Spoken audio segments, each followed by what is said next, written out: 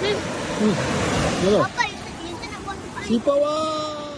Usul sipau ah. Oh, nasib baik ah. Atas sikit, atas sikit. Apa punya ambil ikan-ikan tu? Dekat tempat itu main tu.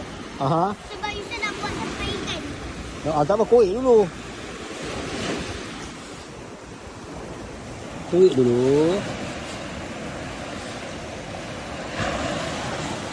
Cepat-cepat.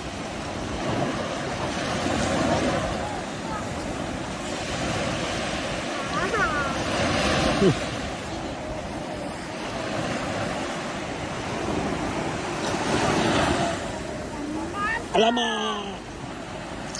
Mantap.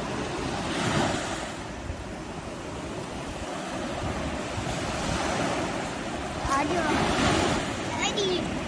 Tak jadi. Habis tu?